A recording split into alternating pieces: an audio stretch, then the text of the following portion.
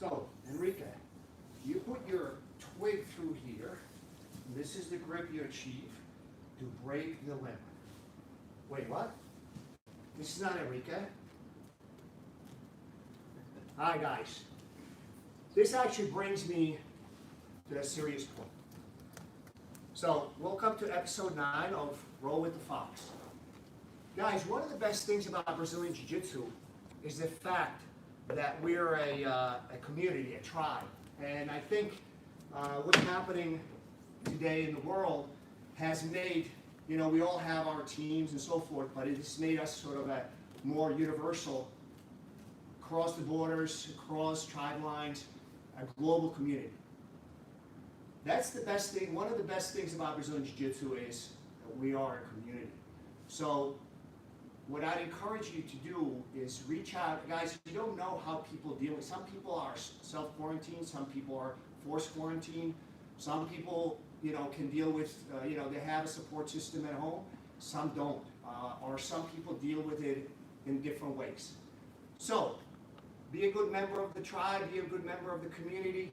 Reach out to your training partners. Don't just reach out to the guys that you talk to on a regular basis that you are always in touch with, your regular training partners. Reach out to the ones that just started that might not quite understand what Brazilian Jiu-Jitsu is about. Yes, it is about martial arts, but also about the community. And when I say reach out, make sure you pay attention to circle of contact. Reach out more than 7 feet out, guys. We have great technology nowadays. FaceTime them, text them, send them a message on Facebook, send them an email. Hey, how you doing? Do you need anything? All right, guys? So let's get right to it. Don't forget, guys, ask questions. Ask questions, all right? So what we're going to do today is, this is Enrique's idea. Oh, all right. You changed. So today, guys, what we're going to work on is some of the unorthodox guillotine escapes and how do we counter them, all right? So let's look at it now. So Enrique is actually one of the guys that escapes. A lot of guys in my school escape guillotine very well, and Enrique is one of the experts on this, so go ahead, start to escape. So what he does is he flops, and you know, what he does now, he starts to arch. All right, so what I'm trying to do is I'm trying to bring the leg over, but I'm doing this temporarily. And I have to use my hand to assist this. If I can do this, I can stop him. But if I'm a split second too late, go ahead. Yeah, he winds up on top. All right. So let's look. How do we counter that? All right. So I threaten to bring the leg over. I realize it's too far. So what I'm going to do, guys, is I come up on top first. Threatening to bring the leg over slows him down just that split second. What he has to do is change the angle of his body a little further away to make sure my leg does not come over. That's the time for me to realize, okay, I am not going to get that leg over. I'm not going to be able to stop him. So now I get on top. This is a very important point in Brazilian Jiu-Jitsu, or any martial art for that matter. You have to realize when you lost your move and use that opportunity, that split second before he takes it away from you altogether, to move on your terms. Okay?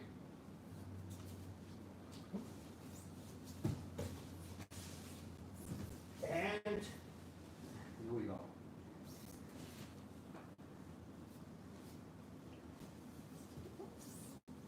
Arm lock, I believe, from episode 2.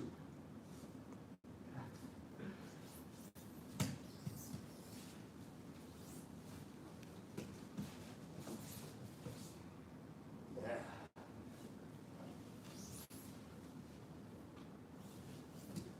Baseball bat choke, I believe, from episode 2.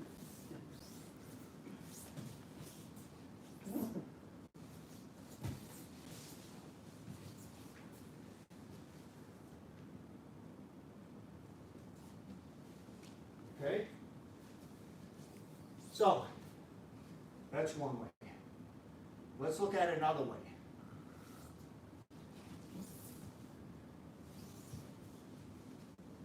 So he arches, okay? Again, what I tried to do is I want to get up on top. So if I can take this away from me, I can hip heist. All right? But I have to act quickly. You got to make sure you control his head. If you don't control his head, he was going to be able to turn. Now you're in trouble.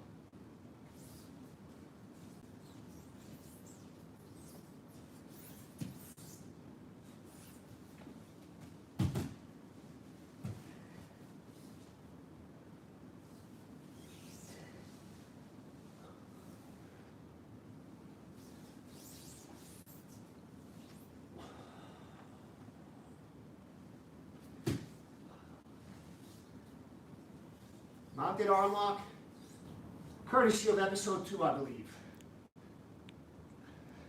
Guys, you know why Enrique is laughing? Because apparently yesterday, I kept referring every technique back to episode 2. So today, it's been a running joke that everything we've ever done is in episode 2. But this is actually homework on you guys. We've labeled all the episodes. So if you want to see some of the stuff we covered as once we sort of reestablish our momentum and use the secondary submission or sweep and then secondary submission to get back in the game, all of these, all the secondary submissions that I've used or follow-up submissions, we covered in the previous 8 episodes. And everything's labeled, I think, on Facebook as well as YouTube. Is that correct, Mike? Don't be hiding behind it. All right, so let's look at the last one again. Guys, this is, again, these when these sequences happen, it happens fairly quickly. All right? So you have to make sure that you react appropriately. So Enrique just literally leaps over. So what I'm trying to do is keep him flat for a second. Hip heist. And one-handed guillotine. Can you guys guess what episode that was covered in? Yes, 2, probably. All right, so we started with some of that stuff. Let's look at some questions, Mike. Do we have any questions? Yes. On Facebook, it lots appear asked, what do you do if your opponent pops his head from your guillotine? Hi, Alad. Hello to Israel. It's when your opponent pops his head out of a guillotine. That's a cardinal sin. Okay? Now, if he winds up countering the guillotine, that's okay. But having his head popping out is a cardinal sin. All right? I know I'm referring to previous videos. There's a fairly recent, maybe 6 months ago, guillotine video with Firas, Zahabi, and I. Again, it's probably 40-50 minutes. It's quite detailed. It's on YouTube. I'd encourage you to go there to get a lot more points about guillotine. But one of the biggest points we make there is you cannot let the opponent, you cannot see the opponent's hair. All right? If you see the opponent's hair, it will fail. So interestingly enough, this video, I think, on YouTube got 50,000 views in 1 week. And then it died. Now it's picking up momentum again. What happened 1 week after the video came out? Khabib fought Dustin Poirier. I'm sure I'm pronouncing it poorly. So, and it, everybody came out with, how to do a video. Dustin's guillotine was very good, guys. Just so you know, if you, by the way, there was questions, I think Varely Erlovsky from Russia is asked a couple times, how do you deal with Khabib's pressure? I don't know. I never trained with him. But if you see the video of Dustin put Khabib in trouble because Khabib flopped. When somebody flops, it means if they basically do not stay on top being guillotined, they know they're in trouble. And that's a way for them to create movement and to escape. We've been covering that idea for a while. Now, there's a split second to try to do something, and we sometimes get wedded to the technique we have, and you know, there's a very fine line between staying on it and changing it up. But sometimes if you change it up, you get maybe not quite what you're looking for, but you get what you need. Rolling Stones, guys. So let's look at that idea. If his head pops out, immediately go into defensive mode. But that is a cardinal sin. That is rule number one. If you're, guys, if you start training guillotines, the first things you should focus on is making sure you can control your training partner's head. All right? You gonna turn around? Turn around. So the camera, they can't see you. All right. So Enrique just gave me a submission, so I'll take it. Now we go back to what I'm trying to show you.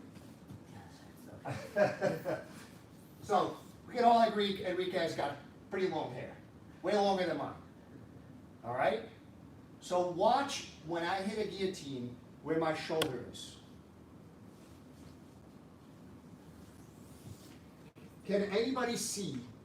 And I'm trying to get as close to the camera as I possibly can. Can anybody see Enrique's hair? I don't think so.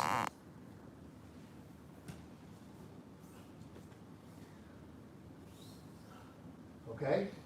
So, if you roll your shoulder forward, guys, it's a very guys, it's a very similar, this movement, shoulder forward, we're all familiar with it in Jiu-Jitsu. It's a very similar movement to arm triangles. It's a very similar movement to top across side. So you already know the movement, you're just not applying it in the proper context. So, that's shoulder forward from top across side. It's that simple. You have to put other elements into guillotines. You have to have the correct body positioning, make sure that your opposite leg is free and so forth, but I'm going to let you look at that video. But let's go, it's actually a very good point. Let's go to the idea that you might have screwed up so bad that your training partners or opponents' head pops out. And yes, that's on you. You screwed up that bad. All right? So, his head pops out. Guys, immediately I'm hunting for something else. A lot of times when the guy feels the guillotine is weak, what he's going to try to do is he knows he's going to swim his head out and pop it out, all right? And start to try to control your hips and start to position himself to follow up on his escape, all right? One of the reasons, guys, I developed this sort of shell guillotine, and I'm sure there's others that do it. I'm not claiming it to be my invention, but I basically learned it from Renzo from a loop choke. That's how I started with a gi. That's how I started, you know, so I grabbed the gi, and this is the loop choke. And then I realized if I do this, the shell guillotine works. We worked on the grip of the guillotine in the previous episode. I believe it was episode 2.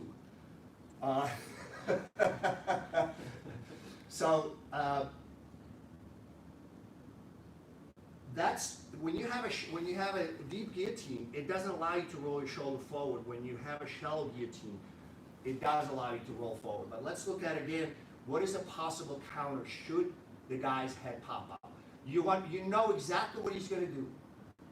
So as you train, as you drill, and I know, you know, some of you can't, a lot of us can't train or cannot train right now or drill. But guys, believe it or not, your brain hopefully retains some of this. And if your brain doesn't, somehow your eyes will feed it to the body. I have seen people literally looking at matches and saying, I don't know what's going on here. Yet, you know, 20 minutes later, they're able to do that technique. They've never drilled before. So somehow there is, and I'm sure there is a scientific explanation for it, where your body can actually absorb things that it sees visually, repeatedly. Okay?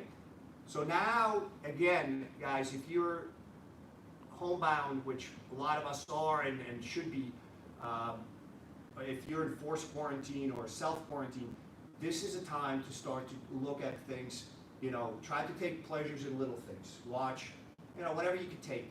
Half an hour, 2 hours of jiu-jitsu videos. Spring is coming. We know that. Hopefully that will slow down the warm temperature in the sun will slow down. Although we're supposed to get snow tomorrow. Anyways, so let's look at it, guys. I drive in and I screwed up. I can see Enrique's hair. I already know this is going to fail.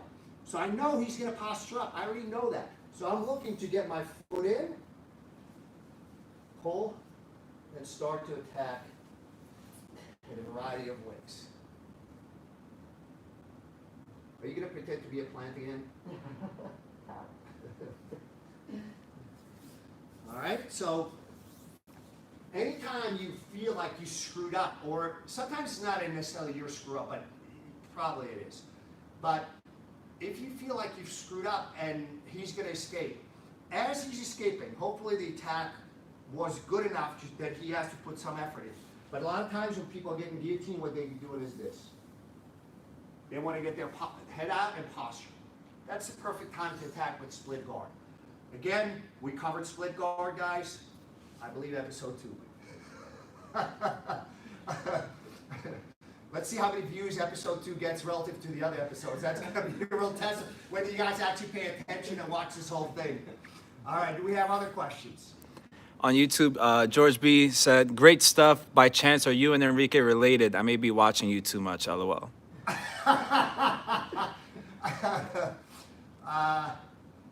I have a lot of quasi-adopted children through my school. They drive me nuts. No blood relation. But guys, sometimes the non-blood bonds can be quite strong, and you know that's what we see in Brazilian Jiu-Jitsu. So please reach out to the people that may need it, not physically. Stay outside the circle of combat. And also on YouTube, Vincent MMA Live says, "Greetings from the Netherlands. Can you show some DARCE details?" Oh yeah, excellent question. Excellent question. So, guys, just so you know, let's look at the history of DARCE. I'm sure this was already invented in old Japan, probably, you know, when guys were doing ground techniques in judo or previously jiu-jitsu, but John Danaher is the one who started to really play with it and point it out and make improvements to it. And the reason it was called DARCE is based on Joe DARCE, who's one of Renzo's old school students, but bastardized to DARCE, because he's the one who was using it a lot. So guys, this is an excellent question. All right. So a lot of times when I'm passing knee cut pass, I'm looking for either anaconda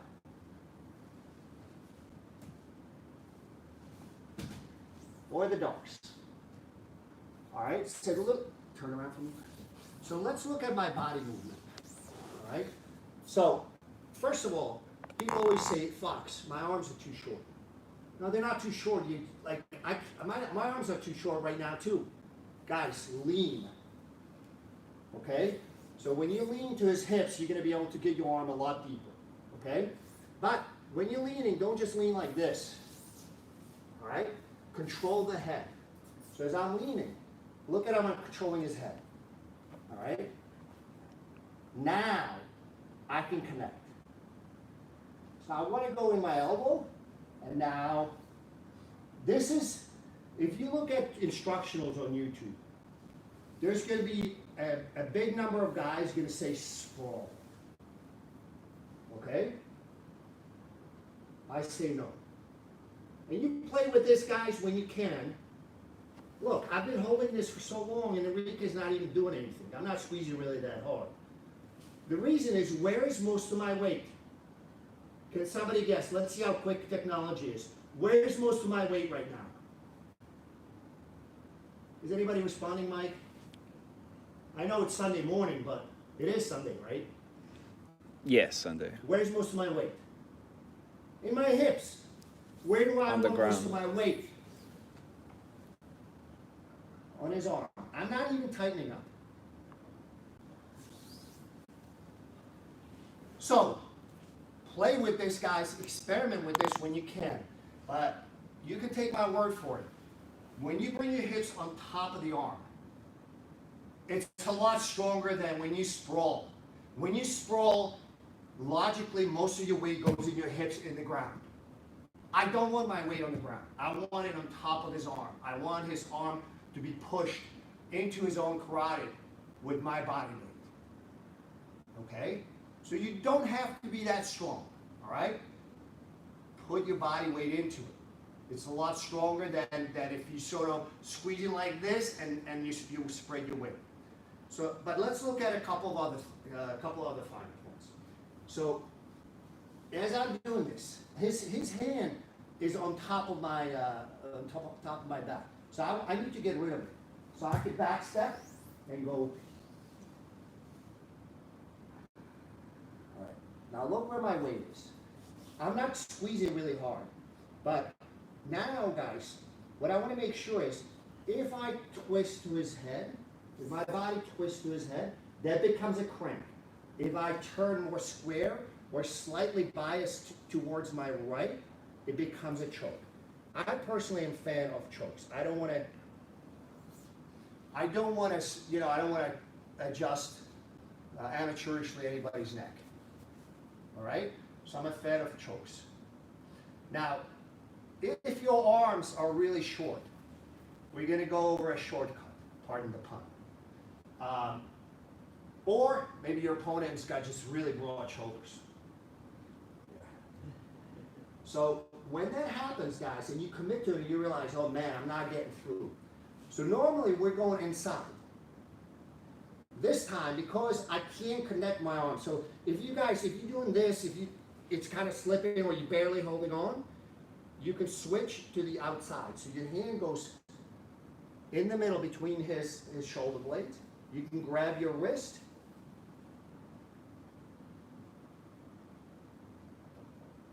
And compress. It's not as strong as sort of the rear naked choke grip, but it works. So the mechanics of this, once I have to take a shortcut, is instead of grabbing inside, I go outside. All right? I make sure that my elbow pushes his head into the choke, and most importantly, again, my body weight does bulk of the choking. Okay, 7 feet. So, let's not make light of it. So guys, does that answer your question? And do we have any follow-up questions on this? On Instagram, Taha says, hi from London. Are you controlling him with your elbow or your forearm? When you say controlling, choking, or what does that mean? I'm not thinking when you're cross-facing. Oh, when I'm you said cross-facing? control the head. Right now, I'm not controlling the head. This starts to control the head. This or this. This or this.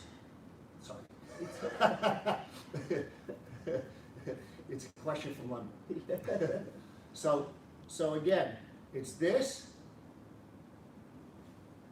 This controls his head. My left arm. So if I feel that he's trying to come to me, I push. When he's trying to lay flat, I pull. But it's a very small movement. Winds up controlling quite well.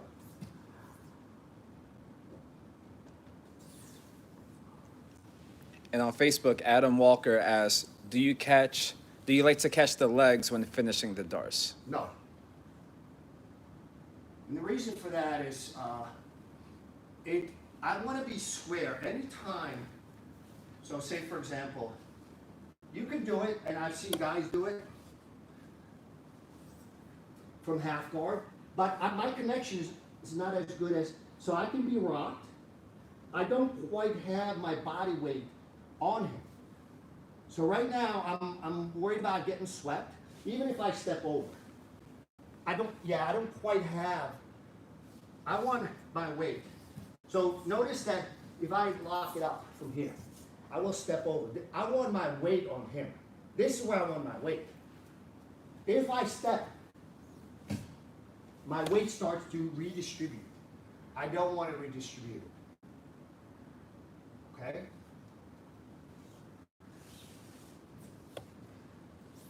And on YouTube, Vincent asked, what if your opponent moves his arm to the outside as you're choking him? Oh, we just went over that. That's a good question. So pay attention to this. So, yeah, that's natural. He's gonna, anytime you're doing a knee-cup pass, a high-level guy is gonna try to get an underhook and try to bump you forward. So if he bumps me way too far, I'm going into an anaconda. I will take a back step and I'll go straight to an anaconda. But if I can control him, so I'm here, so I lock it up. I don't have, right now, I'm just worried about controlling him. So Enrique has a pretty strong grip on my back. So what I'm gonna do is circle a little bit through his head until his grip slips, and then I just step up, and then I just come back. This is, again guys, as all chokes, you know, I think we covered it in episode 2. Same thing. Use your shoulders, use your upper body, use your whole sort of upper body rather, squeeze and try to rip his head off. Vincent replied, amazing, I never thought of that. And Thank you. on Instagram, Taha followed up with, can this choke be applied from bottom? Yeah, there's ways. Some guys, you know, can do it from the guard, sort of like here, you know. But me personally, I don't have a lot of success with it. So yes, if you have long arms, for example, Mike sitting behind the camera, hopefully his hands are not shaking like episode 1, as he's trying to move the camera around. Since we have a trio of devices now, which we had before, but Mike didn't use it properly. Anyways, he's got long arms. He can do this from the guard. For me, you know, my arms are not short, but I haven't had a lot of success with it. So I tend not to do it, but yes, it can be used from the bottom. There's going to be a different sort of finishing way because you don't have the body weight on him. You know, he's on top, so gravity is not going to play any role in that. And on Instagram, Trotta James from New York says, hi Fox, what's the best way to get under the chin in a rear naked choke if the partner is heavily defending? Oh, yeah. So, I took inspiration from 2 people, and I'm not a big fan of this, but I was in Brazil, man, I think it's 8 or 10 years ago, and I see at a tournament, the guy's on his back, and the guy is just protecting his neck. So this guy just did this. And literally rear naked choked the daylights out of the guy's nose. I was cringing, okay? I thought the guy's nose was gonna explode. Of course, the guy brought up his neck. Gary also has, Gary Tonin has made some points on that. It's like if you're defending with your face becomes fair game. But the reality is, if you get a good grip, and even if the guy tucks in his chin, as long as, so I fight for the grip. If I can get a good grip, and what I mean by that, I need a connection so I can anchor my choking hand. So even if it's, so he fights, I can, so tuck your chin in, and I'm just gonna squeeze. This works. John actually has a video on this very specifically, and he has like how do you move your hands. I believe it's a 10-14 minute video. It's actually how you move your hands and so forth. Again, it's on the BJJ Fanatics site somewhere, or it's on YouTube. It's free. But the point is, if you tuck your chin in, you actually, you know, kind of compress a little bit of your carotids and your other veins. So it doesn't require as much, but you know, again, we tend to use our, you know, we have to use our head. So as we choking, even so I'm using my head, guys. I think we covered it in episode 2. And then So that's not necessarily an answer. Like I said, in a tournament or a fight, guys, don't be afraid to scrape. Oh, I just touched my nose. One of the things CDC tells you not to do. Don't touch your eyes, don't touch your nose, don't touch your mouth. But anyways, don't be afraid to just scrape the guy. It's a fight, guys. You know, if you're defending the choke with your face becomes the first line of defense that I have to break through. But John actually shows how to, you know, get your hands in real tight. We don't have time to go over that. It's like the video is 10 to 14 minutes long. I don't remember, but it's very good. Guys, any other last minute questions? We're almost out of time. We've got about 30 seconds left. We got any other questions? On YouTube, Vince MMA Life asked, what are your thoughts on neck cranks like the one Khabib used? I'm not a fan, but in a fight, it's all fair game. I personally, when I train, I try to be precise. I try to choke people. A lot of times, people will tap on choke. If they don't tap on chokes, eventually they're gonna pass out. With cranks, you know, there's a girl in Brazil, UFC fought, and she was caught in a twister, and she's like, I don't tap on this, but you know, then there's a picture of her in the hospital in body cast. Look it up. It's actually, but you know, like, just to understand, there's some things that people will not tap on.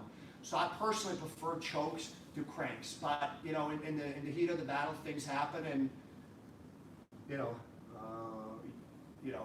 if that's how you defend, that's, you know, when I guillotine people, I have put people out with my guillotines a decent amount, but I always try to make it a choke. If they decide to flop around and make it into you know, put themselves into the crank, then be it. Yes, Mike, you raise your finger out. On Instagram, Alex asked, can we do one more repetition of the grip, alteration of the rear naked choke grip? Oh, there is no alteration. It's the same. It's what do you mean? I don't quite. There is no alteration. It's the same one. It's just basically, instead of being under his neck, I'm sort of over his chin. All right. All right, guys, we're out of time. Guys, again, when people ask me, every day means Monday, Tuesday, Wednesday, Thursday, Friday, Saturday, Sunday. I'm committed to doing this every single day. So I will see you tomorrow, 10:30 a.m. Eastern Time. Stay well and take care of others.